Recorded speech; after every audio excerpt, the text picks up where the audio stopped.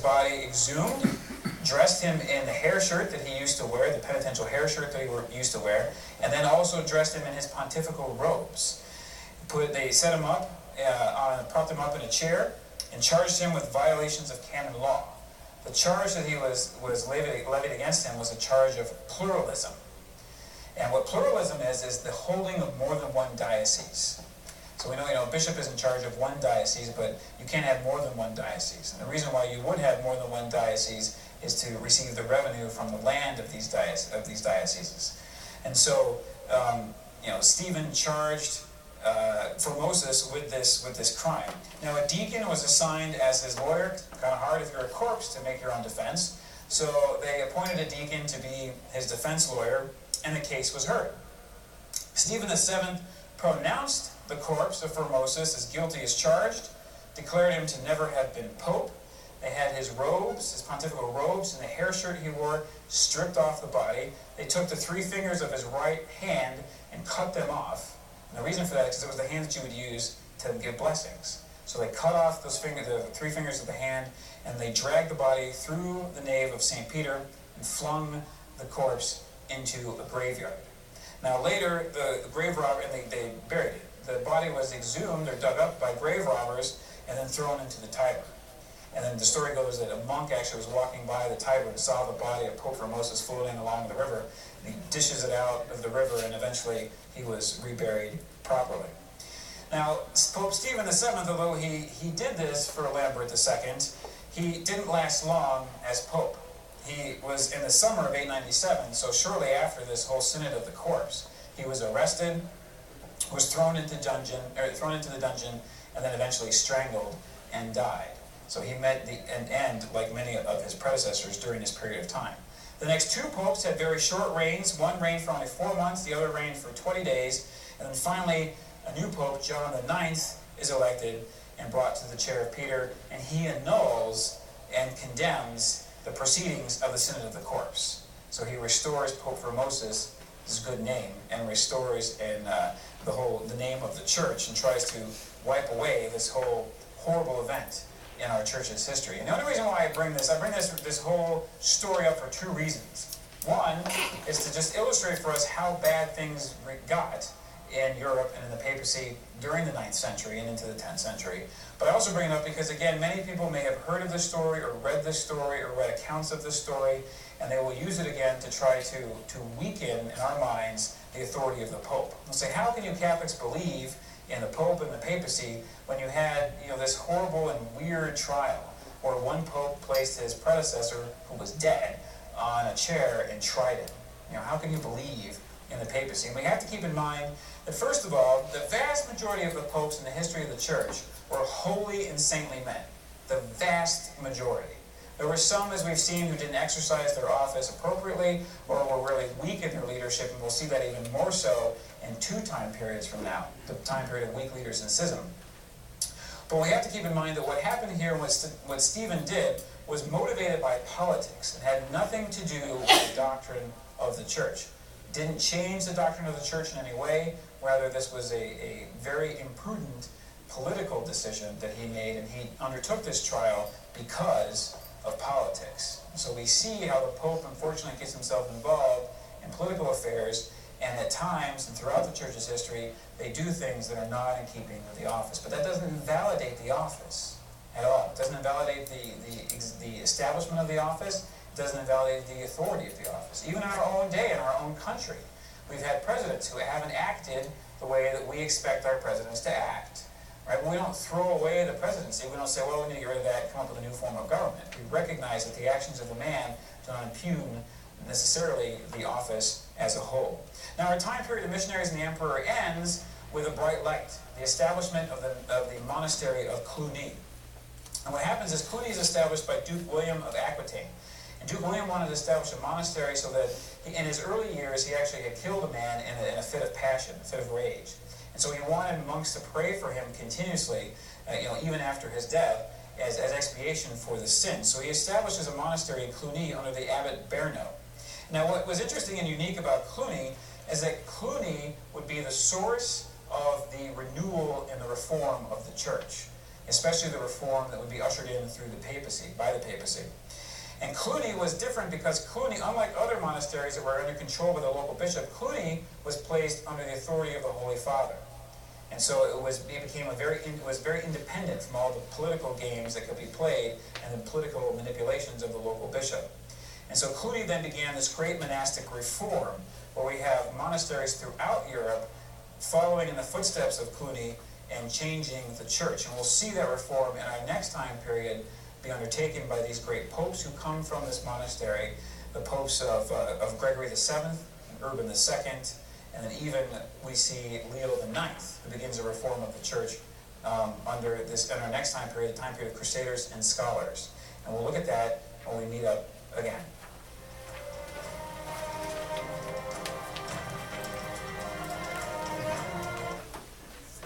All right, so another interesting time period. The Formosus incident is probably one of the craziest things in church history, where they actually put on trial a dead man. But any comments or questions on this time period? Anything you found interesting or want to bring up? Swimming with information. Mm-hmm. A lot of information. Oh, this one, that one, you know. Yeah. And don't feel like you have to memorize it all. I mean, that's why we've got books. So, oh, thank you. you know, that's why we have great tools like this too. I refer to this, you know, during an average month several times, probably. So it's something that you should definitely hang on to, and you can reference back, you know, whether it's during the course later on or after the course. One interesting thing I wanted to bring out, we saw during the iconoclasm discussion, you know, they had a church council that determined that iconoclasm was not a heresy. It wasn't, or the having the images was not heretical, I should say. And so I thought that was interesting because one of the things that they say in there, they talk about images of Jesus, they talk about images of the Immaculate Mary. They specifically use that term, you know, the Immaculate Mother of God. And that was in the 750s. A lot of times our Protestant brothers and sisters will say about the Catholic Church, well, you just declared Mary was immaculate in 1854. You know, Pope Pius IX did that. And so for almost 2,000 years, you didn't believe that. Well, now you do. Well, right there is an obvious example that the church called her the Immaculate Mother of God. And this was back 1,000 years before she was declared doctrinally as immaculate, but the church always believed it. And so there's a lot of things like that you'll see throughout history where the church has always taught it and believed it. It may not have been codified in doctrine, but it's there, and you just have to look for it. So just be cautious of that if someone ever challenges you about, you know, Mary, the saints, or other parts of Catholic doctrine. If they say it was invented later on, it probably wasn't. It was probably there the whole time. So, could I say something with that?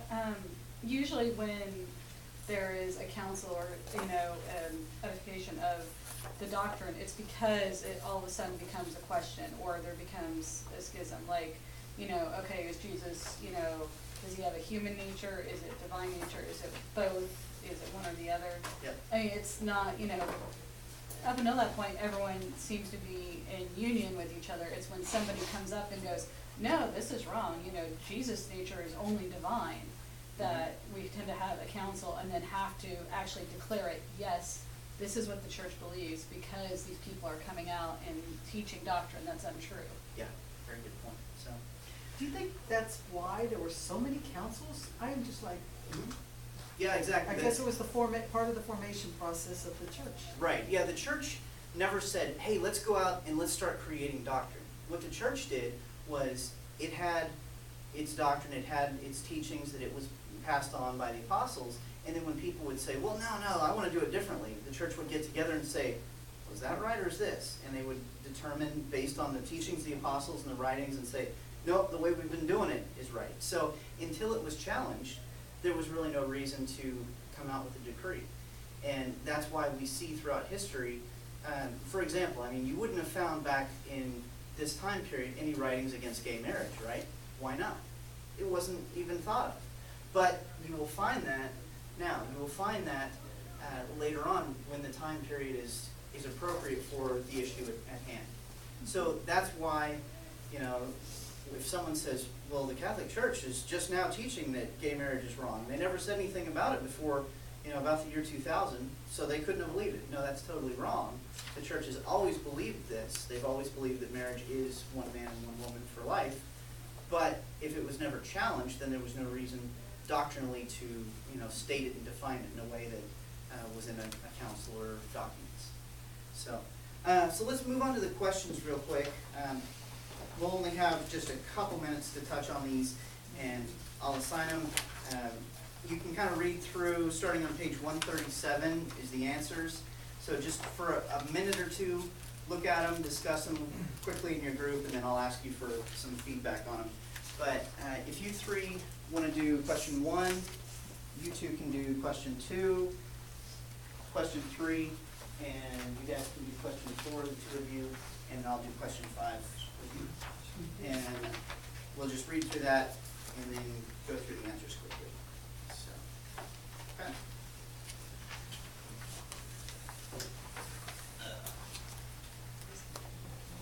Yes.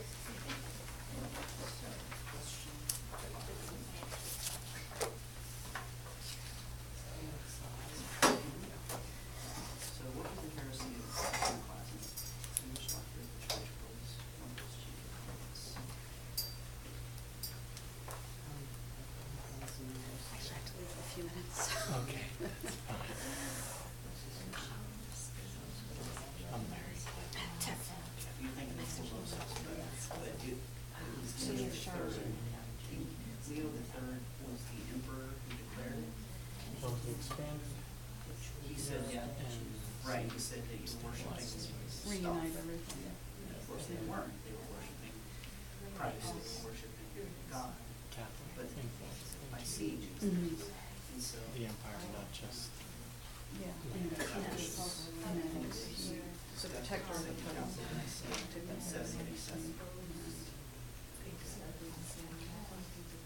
Who do you think was more significant, Constantine or Charlemagne? condemned iconoclasm. We find the prophet catechism worship. Constantine was the first one to declare Christianity the religion of the Roman Empire, because before that was pagan, and then he converted, and Christianity was no longer legal, and it became encouraged, and so it kind of became, yeah, he was the one who kind of made it officially the religion of the Roman Empire. It was the first one to not be either neutral or anti-Christian. Yes. Sorry. yeah. We both did. Mm-hmm. Yeah, and both important for the time frame. Okay, so I know that's a short amount of time, but we'll go ahead and get back together and you can give me your brief thoughts on what you discussed on your questions. So again, I'm sorry for the short time, but we're just limited to 6:30. So you all had question 1, right? Yeah, So, so France has traditionally been known as the eldest daughter of the church, and why? the relationship between the church and France was solidified, I guess, by Pepin, who was the king of the France, and he gave the land to the church that ultimately became the Papal States and the Vatican City. Mm-hmm. And then his son Charlemagne became the Holy Roman Emperor, and he was a missionary. He promoted missionary activity throughout all of Europe, Mm-hmm. so forth. So it was just a very strong Very close bond between relationship. France and Rome. Yep, absolutely. Excellent job. Okay, question 2. Charlemagne is considered one of the most important figures in Western civilization. What have you learned about him? So he expanded basically Europe, but unified it, and he did it in a way considering and respecting his Catholic faith. So it wasn't just to do a land grab, but it was to spread the faith. And then once he was able to kind of bring peace, he helped broaden the academic system to spread the culture around. Yeah, which was also an excellent thing. It spread the culture, it spread the arts, literature, the liberal arts. Very good. So, question 3. Many modern critics accuse Charlemagne of being a tyrant as he forced the Saxons to convert to the Christian faith. Can you explain the actual circumstances? Do you agree with the critics? The Saxons, as the presentation showed, were a pagan bunch of people, probably very offensive to a devout Christian, as it sounds like Charlemagne was. I think he did, or we think he did what he probably had to do to force them to conversion and maintain some realm of civility and rule throughout his domain. Yeah. We said too, he tried so many other things that seemed like his only recourse at that time. Today, it would never never be accepted within the church that you would force someone, but back then, different circumstances, different period of time, and church was at a different place. Since we're constantly growing and changing, I don't mean changing, the church is changing, but it is changing, you know, as society. Yeah, the way we address problems changes, and that was and certainly people. an issue, so. Yeah, and issues, like you said earlier, they came up in a different, but at that time, that would have probably been acceptable and the only way to do it. Right, yeah, I mean, when we look at how kings and kingdoms were back then, if you disagreed with the king, well, you're talking about that's a capital crime.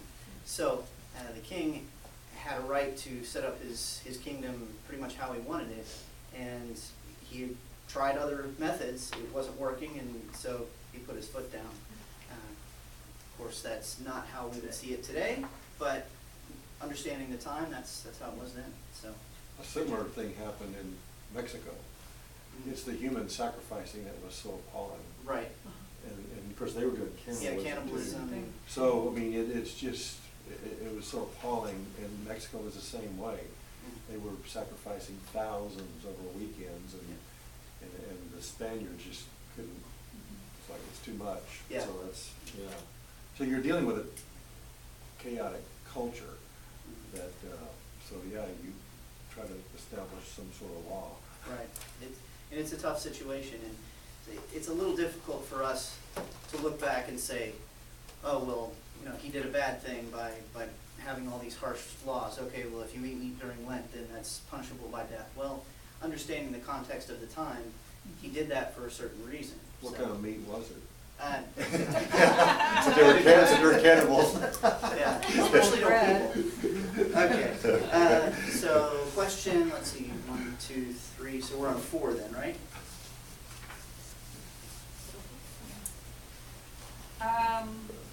The Photian Schism was yet another step along the path that eventually led to the Great Schism, where the Eastern Church broke away from the Catholic Church. Can you explain what happened? I said that Photius deposed Patriarch of Constantinople, and then he wrote a letter to Pope Nicholas I that he was now Patriarch. Nicholas I didn't accept it. Photius says if Pope doesn't accept his authority, he will bring troops and overtake him. Pope writes a letter and says he doesn't have the authority over church affairs. And then Photius excommunicates him, or I don't know if he excommunicates, whatever word that would be, and he gives a schism. Very good. Okay. Then he was reconciled, and then he was naughty again and was excommunicated again. Yes, back and forth, back and forth. So, okay, good job, thank you. And question 5. I didn't hear what she said. Oh, okay, I'll recap it with you afterwards. And question 5, what was the heresy of iconoclasm, and which doctor of the church was one of its chief opponents? So, Leo the yeah, the Byzantine Emperor Leo III initiated iconoclasm, basically the persecution of it. And what was iconoclasm? You can't have images of anything holy. Right, so it's image breaking. So the church said it's okay to have images, so the image breaking, the iconoclasm was heretical because it was saying you can't have those images. And it was determined in the Second Council of Nicaea in 787 that iconoclasm was heretical. And so it was St. John Damascene, who was one of the main individuals, the doctor of Christian art, who kind of fought against that heresy. Don't forget Irene. And yes, the emperor's wife, Irene. So, very good. Okay, and we're past our time, so I'll go ahead and wrap it up for now. Thanks again for showing up. We'll have class again next week.